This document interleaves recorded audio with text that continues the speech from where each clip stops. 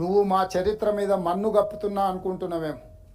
తాత్కాలికంగా నివురు గప్పినట్టు ఉండొచ్చు తెలంగాణ సమాజం, కానీ అది శాశ్వతం కాదు. చంద్రశేఖరరావు గారు గవర్నర్ గారి ప్రసంగంలో ఈ అంశాలను అన్నింటినీ పొందుపరిచింది కాబట్టే వారికి వచ్చి చర్చలో పాల్గొనడానికి మనసొప్పక వారు ముఖం చాటేసిండ్రు.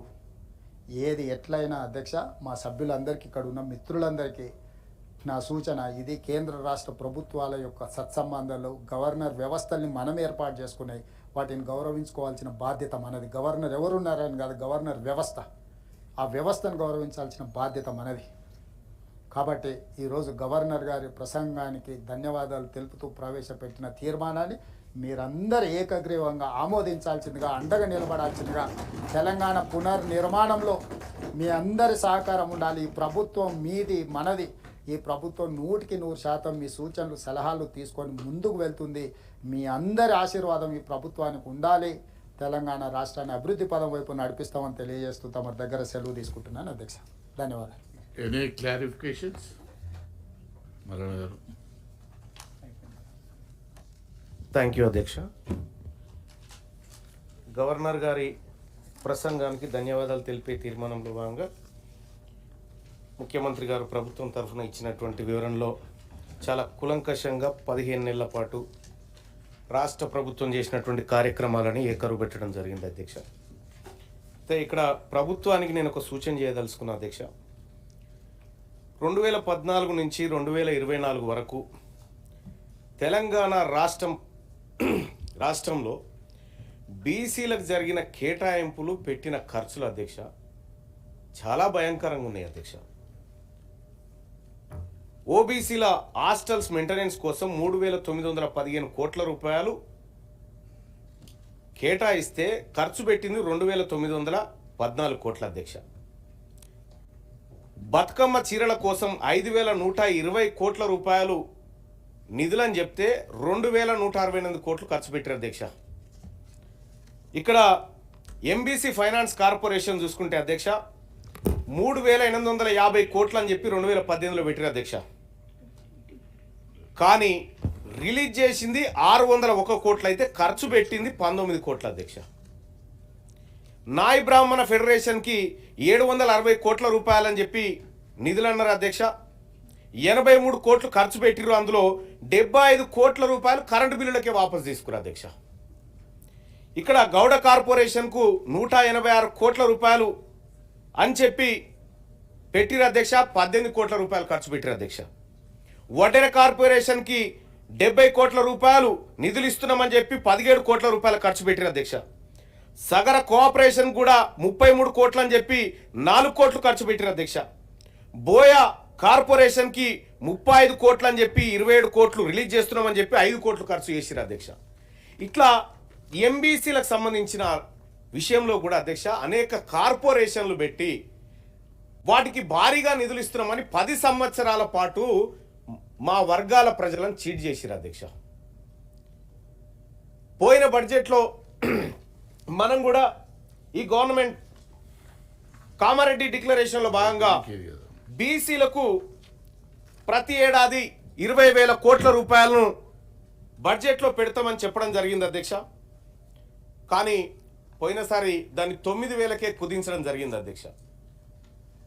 దయచేసి తమరి ద్వారా ప్రభుత్వానికి గౌరవ ముఖ్యమంత్రి గారికి తెలియజేయదలుచుకున్న అధ్యక్ష, పోయినసారి పెట్టలేకపోయినటువంటి నిధులను ఈసారి పెట్టాల్సినటువంటి మనం మేనిఫెస్టో ప్రకారం చెప్పినటువంటి 20,000 కోట్ల నిధులను పెట్టి ఇటీవల కాలంలో రాష్ట్ర ప్రభుత్వం కూడా లెక్క అనుకుంటుంది కాబట్టి ఆ లెక్క ప్రకారమైన నిధుల విషయంలో కానీ, రాజకీయ అవకాశాల విషయంలో కానీ, ఉద్యోగాల విషయంలో కానీ ఈ రాష్ట్ర ప్రభుత్వం చొరవ తీసుకోవాలి సార్. అట్లాగే ఎస్సీ ఎస్టీ సప్లాన్ లెక్క బీసీలకు కూడా సప్లాన్ తీసుకురావాల్సినటువంటి అవసరం ఉంది సార్. ఆ విషయాన్ని తమ ద్వారా రాష్ట్ర ప్రభుత్వానికి తెలియజేస్తా ఉన్నాను సార్. ఇక బీసీలకు సంబంధించినటువంటి సార్ కాంట్రాక్టర్లు సార్, ఇదే కామారెడ్డి డిక్లరేషన్లో 42% పనులను ఎస్ సార్, అదే విషయంలో సార్, క్లారిఫికేషన్ విషయంలోనే సార్, ఇవి నాకు కనిపించలేదు సార్, అందుకోసమే చెప్తా ఉన్నా. 42% కాంట్రాక్ట్లను బీసీ కాంట్రాక్టర్లకు ఇస్తామని చెప్పి మనం అనుకున్నాం సార్. కానీ గవర్నర్ గారి ప్రసంగంలో అది కనిపించలేదు సార్. దయచేసి అది కూడా ఉంటే బాగుండేది అనేది ఒక మాట చెప్తా ఉన్నా సార్. ఇక ఇంకొక కీలకమైనటువంటి విషయం సార్, గత ప్రభుత్వాన్ని ప్రజలందరూ తిరస్కరించి, ఉద్యోగులందరూ తిరస్కరించి, సబ్బండ వర్గాలు తిరస్కరించి ప్రధానంగా ఉద్యోగులు కీలక పాత్ర పోషించారు అధ్యక్ష. కానీ వాళ్ళు కొద్దిగా ఇబ్బంది పడతా ఉన్నారు అధ్యక్ష. వాళ్ళ సమస్యలు పూర్తి స్థాయిలో పరిష్కారం కాలేక అనేక ఇబ్బందులు పడతా ఉన్నారు. వాళ్ళ డిఏలు పెండింగ్లో ఉన్నాయి అధ్యక్ష. ఉద్యోగుల పెండింగ్ బిల్లులు చాలా కాలంగా చెల్లింపులు లేకుండా అట్లా పేరుకపోతా ఉన్నాయి. రిటైర్ అయినటువంటి ఉద్యోగి ఏడాది కాలం నుంచి బెనిఫిట్స్ కోసం ఎదురు చూస్తూ ఉన్నాడు అధ్యక్ష. ఇట్లా అనేక రకాలైనటువంటి సమస్యలు మనల్ని నమ్ముకున్నటువంటి, అంటే మనం ఏదైతే ప్రజలకు హామీ ఇచ్చినామో ఆ హామీలను నమ్ముకున్నటువంటి ప్రజల నుంచి వస్తున్నటువంటి ప్రశ్నలు అధ్యక్ష. వాటన్నిటికీ పరిష్కార మార్గం ఇక్కడ దొరకాలని కోరుకుంటా ఉన్న అధ్యక్ష. అలాగే తెలంగాణ రాష్ట్ర ప్రభుత్వం ప్రతిష్టాత్మకంగా బీసీలకు 42% రిజర్వేషన్ ఇవ్వాలని నిర్ణయం తీసుకున్నటువంటి ధర్మిల ఈ రాష్ట్ర ప్రభుత్వానికి బీసీ ప్రజల పక్షాన ధన్యవాదాలు తెలియజేస్తూనే దాన్ని పూర్తి స్థాయిలో ఇంప్లిమెంట్ చేసి ఈ రాష్ట్రంలో బీసీలకు అత్యధిక రాజకీయ వాటా స్థానిక సంస్థల్లో దక్కేలా చూడాలని చెప్పి తమరి ద్వారా ఇక లెక్కల విషయానికి పోవాల్సినటువంటి అవసరం లేదు అధ్యక్ష. ఇక మేము కూడా పోవాలనుకోవట్లేదు. రాష్ట్ర ప్రభుత్వం ఏదో లెక్క అంటుంది, మేము గౌరవిస్తున్నాం.